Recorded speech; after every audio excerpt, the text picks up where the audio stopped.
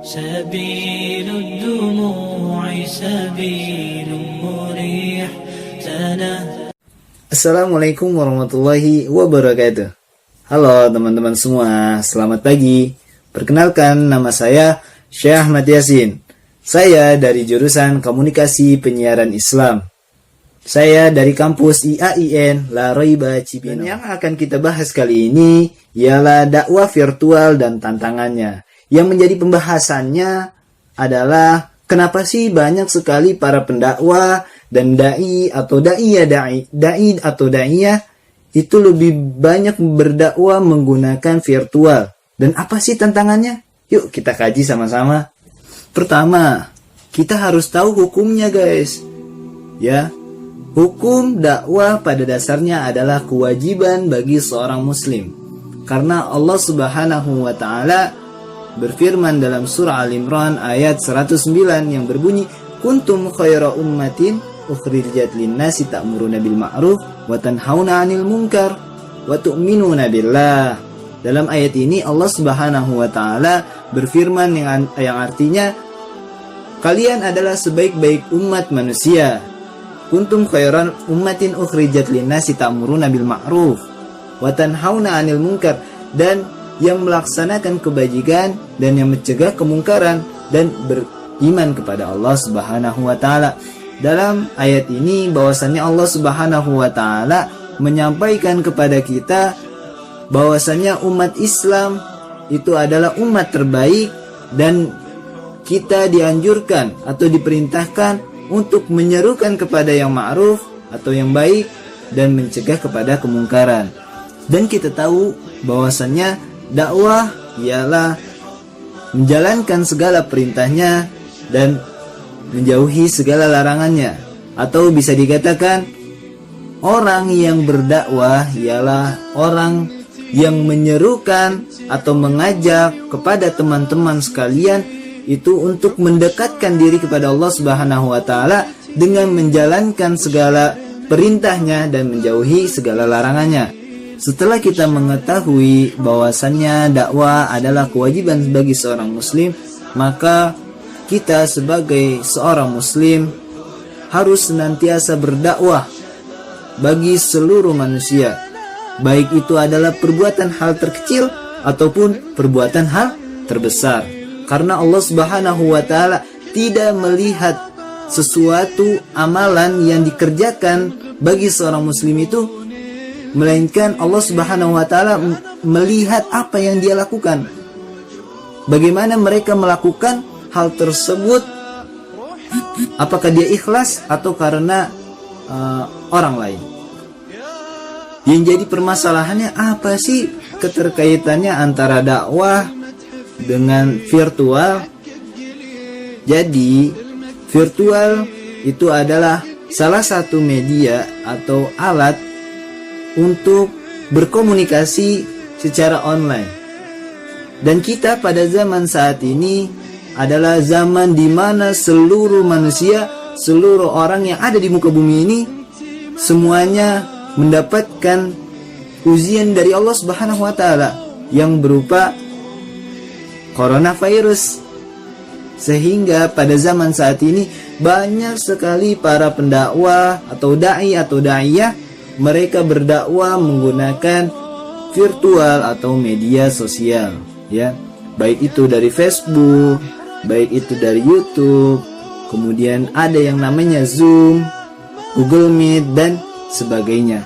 Itu adalah salah satu media, ya, yang dimana banyak sekali para pendai atau daiyah mereka menggunakan alat media tersebut sebagai salah satu alat mereka berdakwah.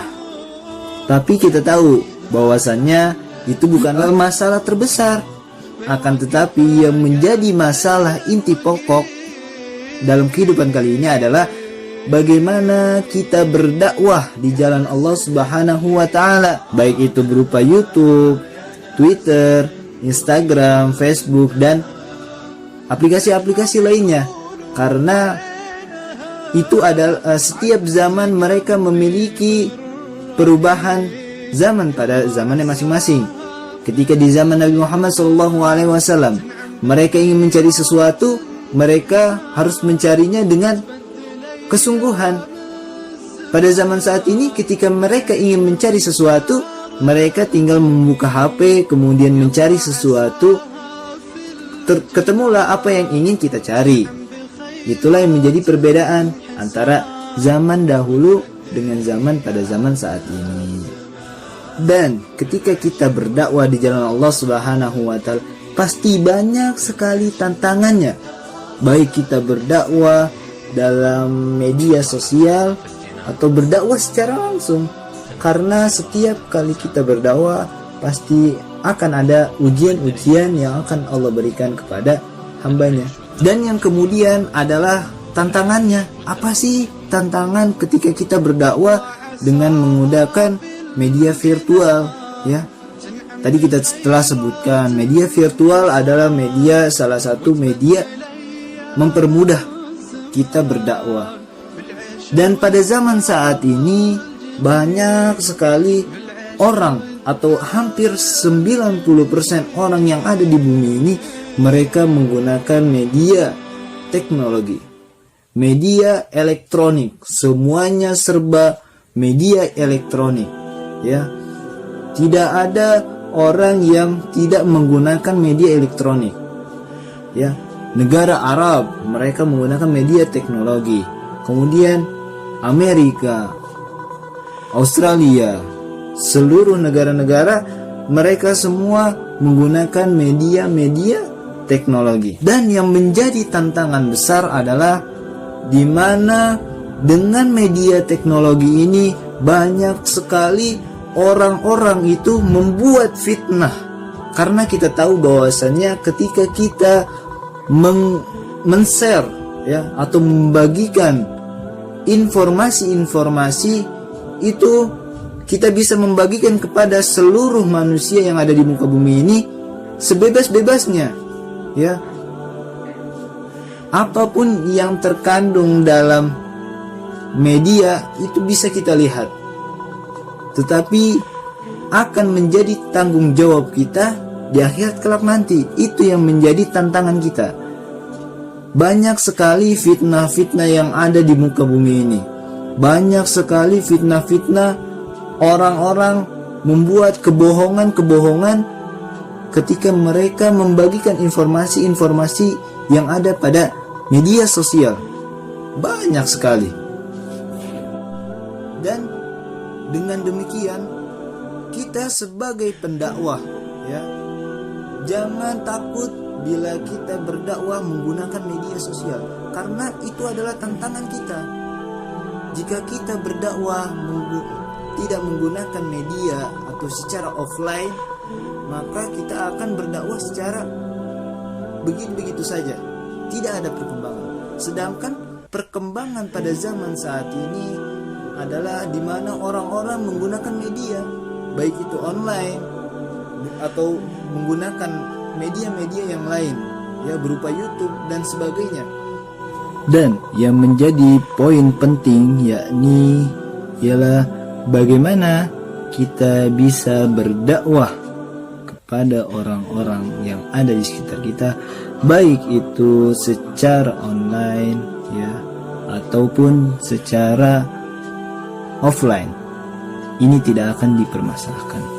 Yaitu menjadi poin penting bagi kita, bagaimana kita bisa berdakwah, ya, berdakwah kepada orang lain dan hadapi tantangan yang ada. Karena sebagaimana sabda Nabi, sampaikanlah, ya, walaupun itu hanya satu ayat. Jadi sampaikan saja, sampaikan saja, sampaikan saja. Dan kita niatkan segala apa yang kita sampaikan, semua itu niatkan karena Allah Subhanahu wa Ta'ala.